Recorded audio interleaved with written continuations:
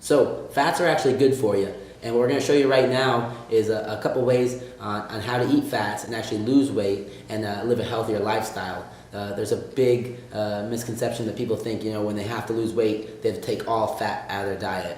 Or on top of that, you'll see things at the store that say fat-free, and they think they're healthier. So, if you want to lose weight, you still need to be eating fats, but it's all about the type of fats you eat and how you eat them. And also, the biggest key is also sticking to our 3 meals, 3 snack daily intake and following that rule as well.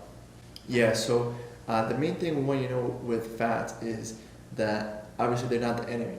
The three main things, the three main distinctions we want to clarify in this video is obviously what type of fats you eat, where you're getting your fats, how the fat is prepared. So a really big thing is when you put fats and you cook anything at a really high heat, kind of like deep frying chicken or deep frying donuts. Or the reason that's not so bad is not because they're so high in calories, but it's because when you cook something at that high heat, the molecular structure actually changes and it produces what's called trans fat, which you might have heard of. Trans fat is what clogs your arteries. It causes oxidation.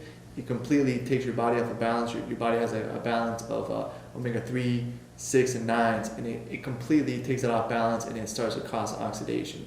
So we're going to fix that. We're going to give you clarity on exactly what fats to eat, when to eat them, and how to prepare them. And as long as you're following the 3 meal, 3 snack program that we laid out earlier in this course, you're going to be fine. We just want to give you some distinctions and some common mistakes to avoid when eating fat. So the 3 main fats that you're going to see on labels and you're going to hear about, and you might not know anything about, and it's good to educate you so you're going to understand and you're going to be able to eat fat, and stay leaner. There's one which is trans fat, unsaturated fat, and saturated fat.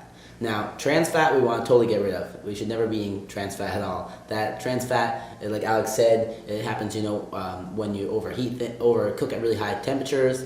On top of that, trans fat is all man-made. It's used in foods that are packed away for long times. It doesn't spoil as fast as as saturated or unsaturated fat, which comes from plants and animals. It's stored in packages, so we have to make it so it's not going to spoil as bad.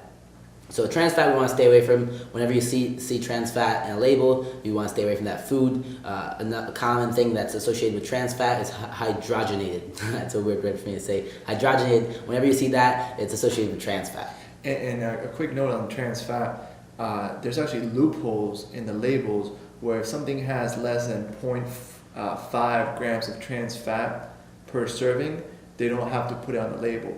So just a common guideline is to avoid anything that's processed, anything in the bakery aisle that's deep fried, or just all those desserts that they might not say trans fats, but if it has 0.4 grams of trans fat per cookie, because a lot of times it's just 1 cookie per serving, you eat 3 to 5 cookies and you have a serious amount of trans fat that will do some serious damage to your arteries. That's a really good point that Alex said. And the best way to avoid this is just like Alex said, stay away from the processed foods. And if you're eating pure right from the refrigerated aisle, the meats and veggies and fruits, there's no trans fat in there. You're not going to get tricked in with the 0.5 gram label trick or anything like that.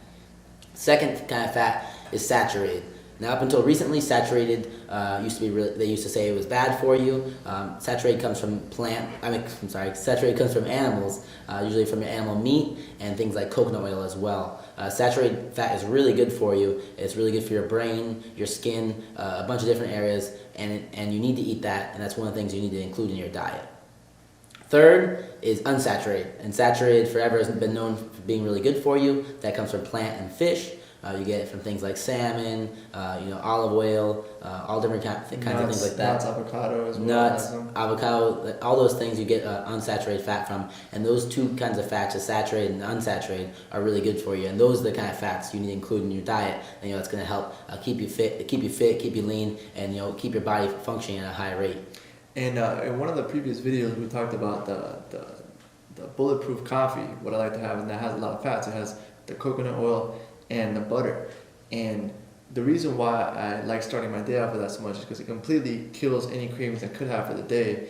If I start my day off with something that's sugary, that's going to spike your insulin. So what happens when you eat sugar is that your blood sugar goes down, goes up, and then insulin gets released in order to balance your blood sugar again. So fats doesn't have a significant effect on your blood sugar, obviously, because it's fats. So no insulin gets released. And if you have that bulletproof coffee, it's with all those fats, it gives you really sustainable, clean energy. There's no really, like you said, no spike, right? It's staying pretty smooth.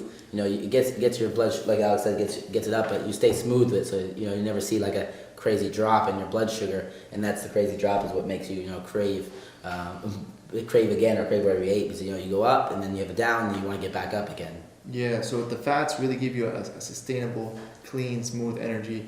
If you have if you ever had sugar like Coke or anything like that, not cocaine but Coca-Cola, it gives you a really a peak and then you crash. Fats give you kind of like a smoother type of energy. That's why I really love that bulletproof coffee. If you haven't seen that video, if you're not doing that yet, make sure you do it. I really get clean energy, and any cravings, anything that I normally do, that I normally used to have throughout the day, for whatever reason, all those fats, the coconut oil and that grass-fed unsalted butter, along with the coffee, really just completely annihilates any cravings I used to have, and gives me that sustainable, clean energy that doesn't have highs and lows. It's just consistent, really good for working, really good for thinking, and really good for losing weight and melting fat. So how do you stay away from all these bad fats that really clog your arteries and make you feel crummy and ruin your thinking?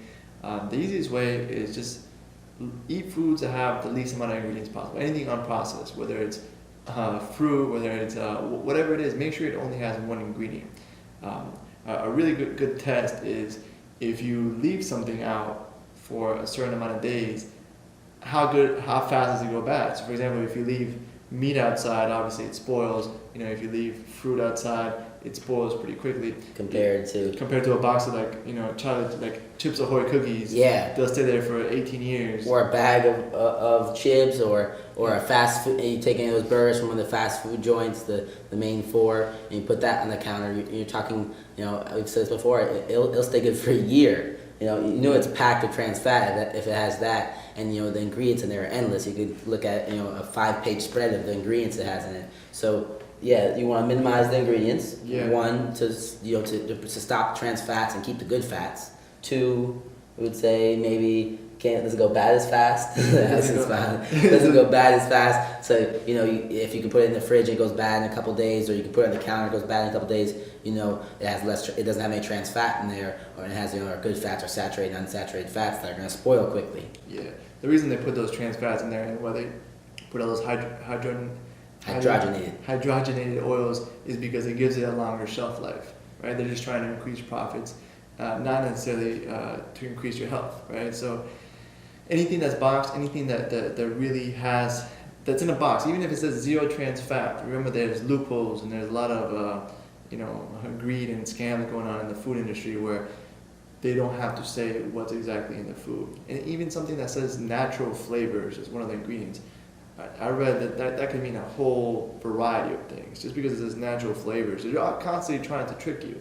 So the best way to not get tricked is just don't eat anything that's in a box. Don't eat anything that has a list of ingredients that's more than 4 or 5, and that right there, that sums it up. That's the easiest way to take care of it, and you'll make a huge improvement on your fat consumption. When we're talking fat consumption, we still want you eating fats. Fat percentage, depending on what you're trying to accomplish, is anywhere from 20% of 30 to 35% of your daily intake should be fats. So I always recommend right around 25%, put in the middle.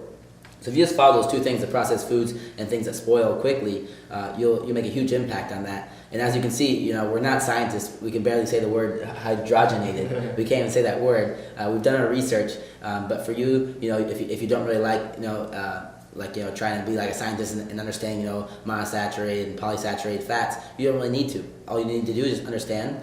You want to limit the ingredients, keep it as low ingredients as possible with words that you can say, and on top of that, you want things that spoil quickly, so you know that they don't have any trans fat in them. All right, so we'll have a little worksheet beneath this video with step-by-step instructions to follow to make sure that you're eating all the good fats, you're getting that sustainable, good energy from fat, you're eating healthy fats that aren't going to clog your arteries, and you're eating fats that are going to make you feel good, give you sustainable energy, and really melt body fat. Ironically, eating fat can help you melt fat because it's not going to spike your insulin, and you'll be able to really feel the difference when you cut out all the trans fats So that's it. Download the worksheet below, and we'll see you on the next video.